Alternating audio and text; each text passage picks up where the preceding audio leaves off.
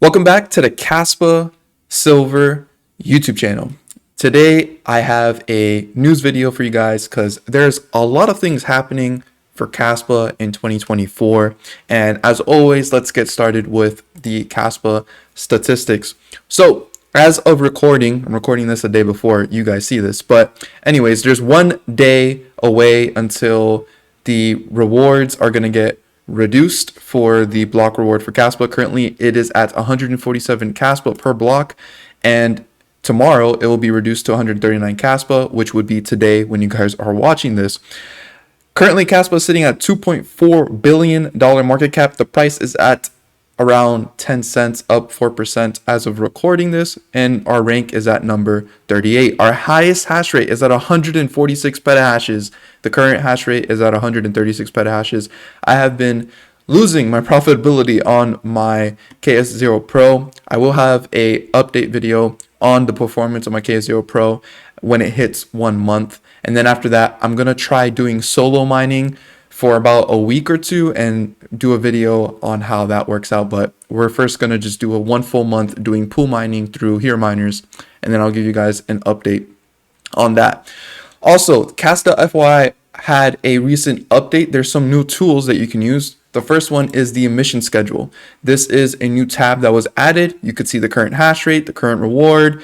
The next day it's going to reduce the block reward, and the next reward it's going to become. This is the emission schedule, and this looks beautiful. It doesn't look like the US dollar where it's actually inverted and only going up forever. And in Caspa, the supply increase is always going down forever. So this is really cool to see. This chart here, you could see we're currently about to hit this next reduction right here.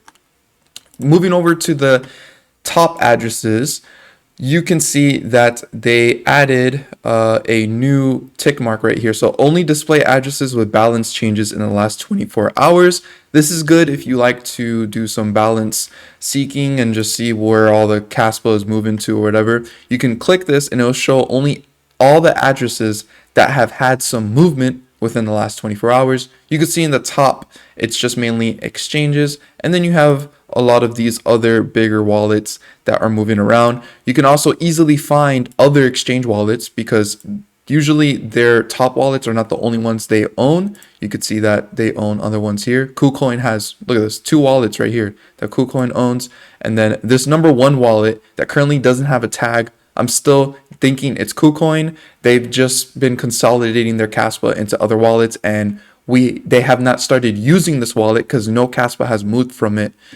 since they've put in about 959 million Caspa here. Other than that, we have the community tools. They added the link to go directly to Caspa Analytics, where we can see the inactive supplies. And on this website, the developer that is behind this website has been adding a lot of metrics, and it's really cool to see this site.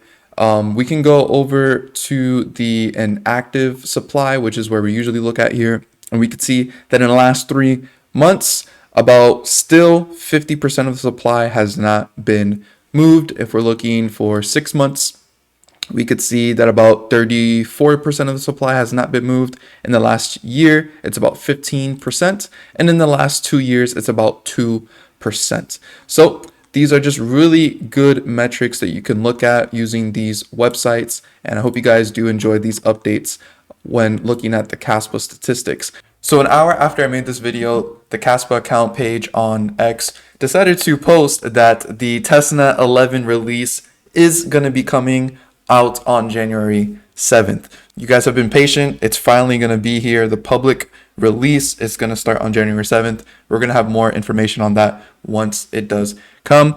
But while watching this video, just keep in mind that I do know this information now, and you guys know it as well now too. All right, so let's move on to some tweets that have come out about some Caspa news.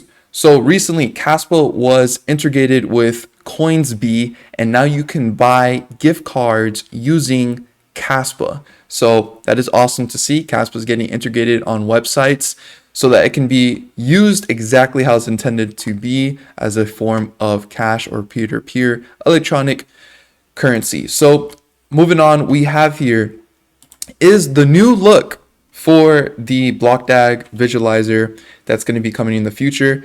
And honestly, at first, I didn't like it too much. I don't know why, because it just reminded me of IOTA's visualizer that they have, which actually is not entirely similar, but it just kind of reminded me of IOTA's. But actually, I have grown to like this a lot more looking at this and comparing it to what we have today. And it does get pretty crazy when we start running 10 blocks per second, or even in the future, if we ever running 100 blocks per second, that visualizer is going to get crazy. But this right here, this looks really, really clean. And it's just nice to see history being made. 10 blocks per second is coming soon. And Aspect, which is one of the main developers for Caspa, says it is a visualizer available as part of the new upcoming Rusty Caspa-based desktop client that will be replacing KDX. I don't think I've talked about this too much, but KNX, I believe, is the name or KNG is the name for the new desktop client that's going to be replacing KDX, which is what most people use to run their nodes. This new client will be a lot better because it will be able to sync to the Caspa network much faster. We're going to get this new visualizer here, and I believe it's going to be compatible. The seed phrase is going to be compatible to Ledger and all that kind of fun stuff. So this new desktop client for Caspa is going to be coming soon. And in this tweet over here, Aspect confirms that KNG has not been released as a public alpha yet, but it will be released as a public alpha a few weeks after Testnet 11 goes public, and we are getting very close for Testnet 11 to be going public. I'm guessing that it should be within the next month or so. Next, we have here, to start off the year, CoinMarketCap mentioning Caspa. And it's funny because all of 2023, everyone was complaining that CoinMarketCap would not fix the ranking of Caspa, and that why is CoinMarketCap doing this to us? And today, to start 2024, they made a tweet saying it's 2024 and here's the hottest coin/tokens on the CoinMarketCap community, and CAS is sitting at number 1, and clearly Caspa was the most popular coin in this past year, I believe. Moving on here, we have a brand new mining company that's going to start producing ASICs for Caspa. This is always good because it allows for competition to happen and hopefully bring these miners a little bit more cheaper, because they are quite expensive to get your hands on right now, and cheaper miners means that ROI potentiality becomes a lot more quicker. But Goldshell is launching Caspa miners soon. We're introducing 2 types, home miners and professional miners. Guess the hash rate in the comments and you could be one of the 3 lucky winners to get a $50 coupon. I hope this home miner is going to be pretty cheap, around maybe $500 to $600, and probably does at least 400 gigahashes. If we could see something like that. I mean, if it's doing 400 gigahashes, it may be like $800, I feel like. But either way, I think a home miner doing 400 gigahashes would be very, very nice to see. And I don't know if I would ever get my hands on one of those. I do have one miner, but I don't know if I want to buy any more. Next, we have some news about Ledger. So it says here, it seems that the integration of Caspa for Ledger is imminent. The pull request has been accepted by Ledger. Thanks to everyone involved. We are eagerly awaiting the moment to see CAS on our ledgers. And this has been confirmed. Codar Stuff has also confirmed this, that a pull request has been confirmed with the audit. So we are very close to see Ledger, and Ledger did announce that we should be seeing the implementation in the very beginning of this year. Now, I also want to point out that I personally am using Ledger to store some of my Caspa already. The way I'm doing this is because Codar Stuff has actually developed a app for Ledger that is compatible for Caspa already. And I'm going to be doing a video showing you how to put this on your Ledger, because in my opinion, after all my research and doing this side loading app method is better than getting the official Ledger app. And not necessarily because that it's going to be any more different in terms of security, but for some people that are worried about Ledger, this is a really nice alternative that doesn't require you to use Ledger live. And if you use Ledger already, you will know what I'm talking about here. But yes, this Caspa app works only on the Ledger Nano S Plus and the Ledger Nano S.